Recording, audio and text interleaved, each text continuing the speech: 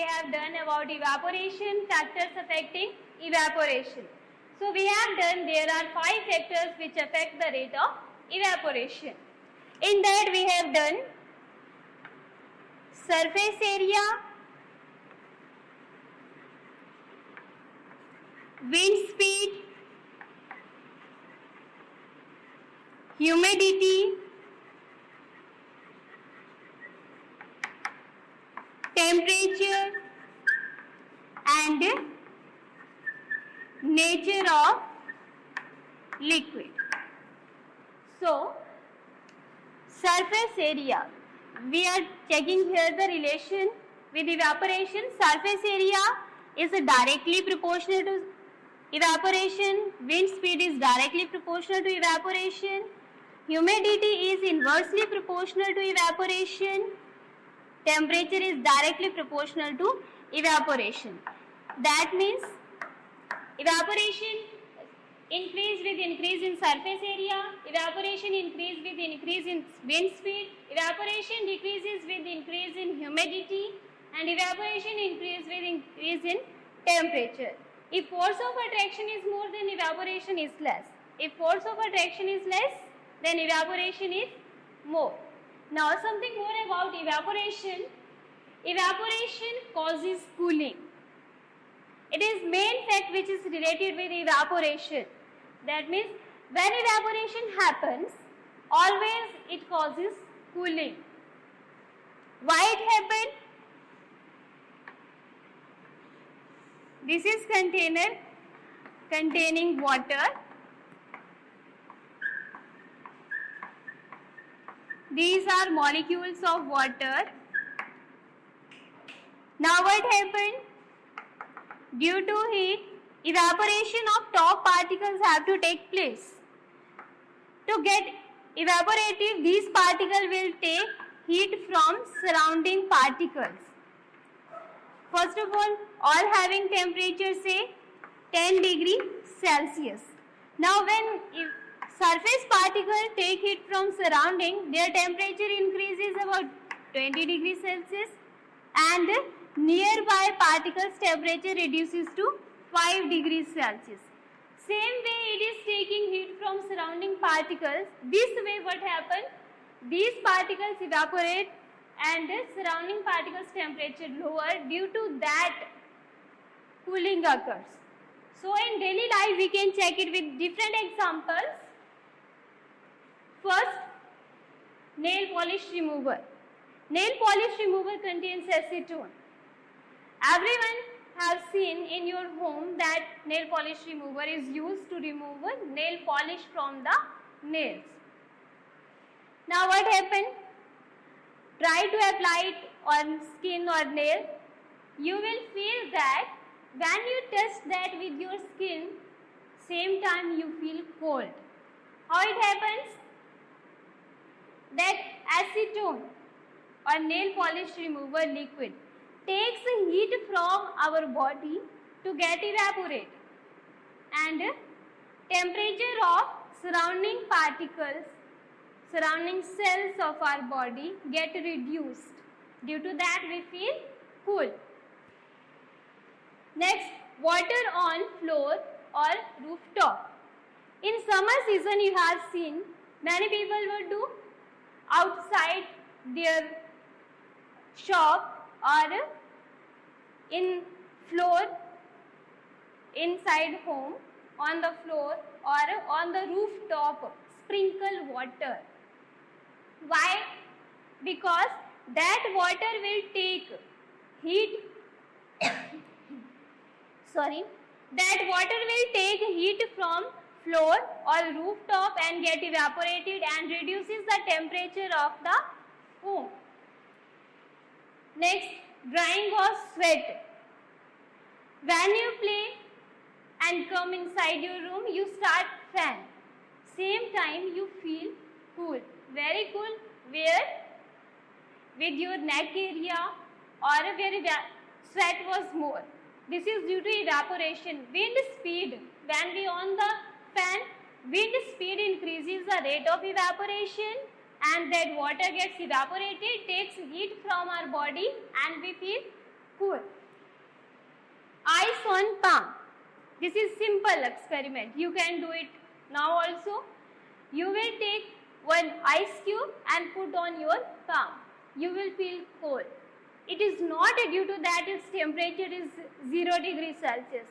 It is due to fact that when you put that 0 degrees Celsius ice on your hand or palm, it starts to take heat from your body.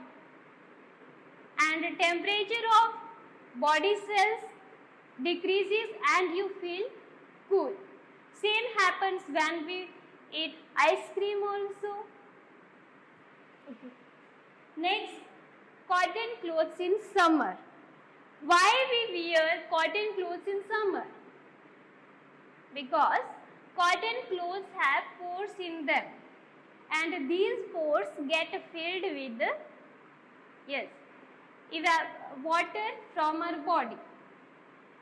When we sweat, this sweat goes inside that pores and this takes heat from our body and evaporates outside. And what happens? Our sweat gets dried and we do not feel wet due to cotton clothes. So cotton clothes are comfortable to wear in summer season. Next, water in pot. You have seen these days we are using refrigerators etc. But in villages earthen pots are used. It is also called matka. It is used to put water to keep it cool in summer season. Why it happened? These earthen pots have small pores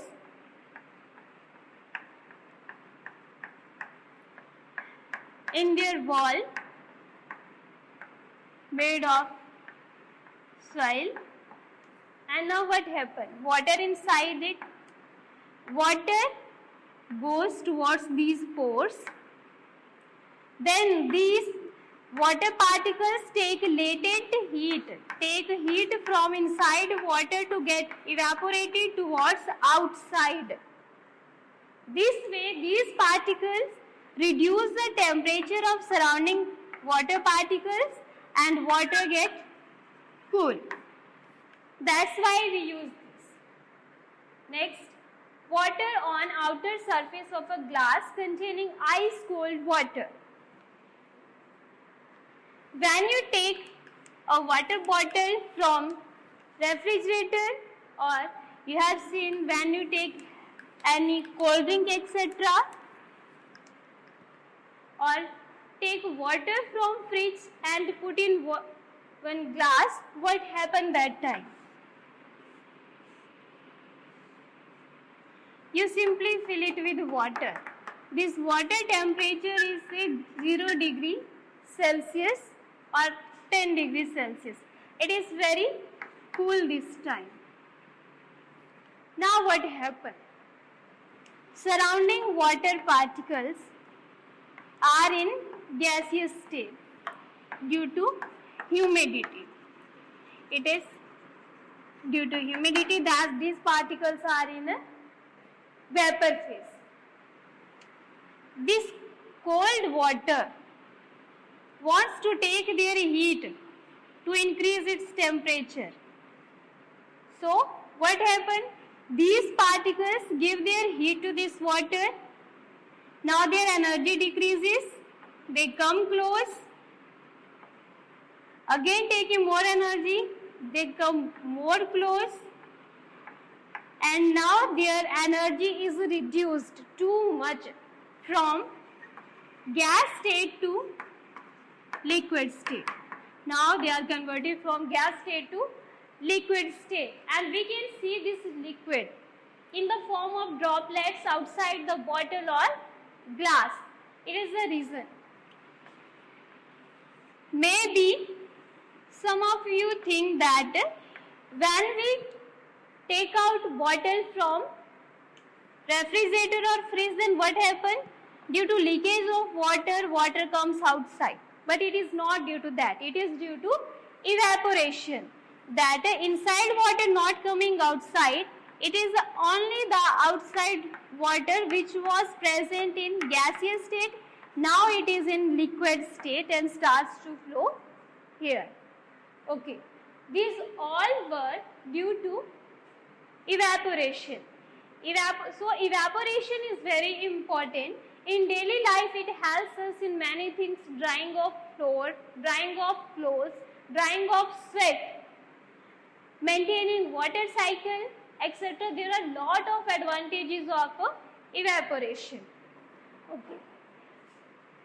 Little bit difference between diffusion with osmosis. It is very important. That last topic I am taking here with evaporation. Osmosis and diffusion. What is difference in both? Diffusion or osmosis, both are movement of particles from their higher concentration to their lower concentration. That means if I am taking this type of container, container A and container B, here these particles are more and these particles are less, then what will happen?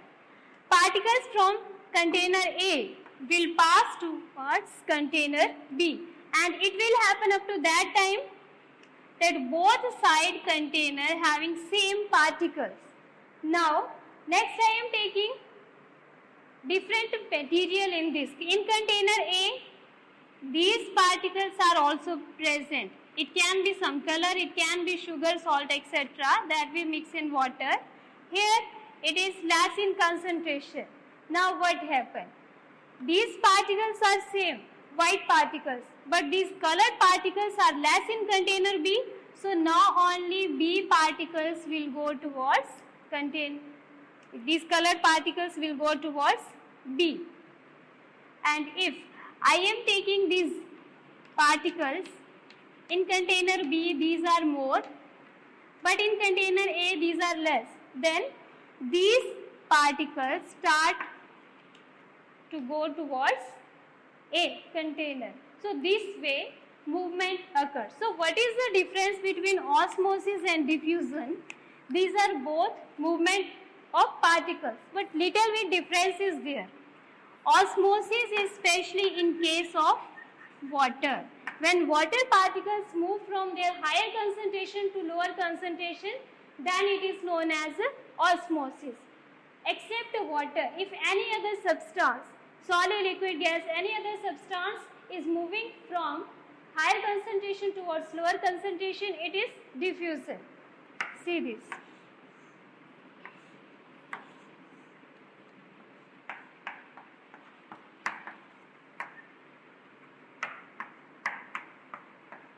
This is water. More in A and less in B.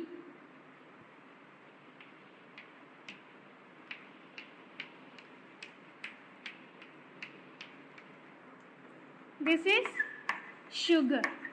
More in B and less in A.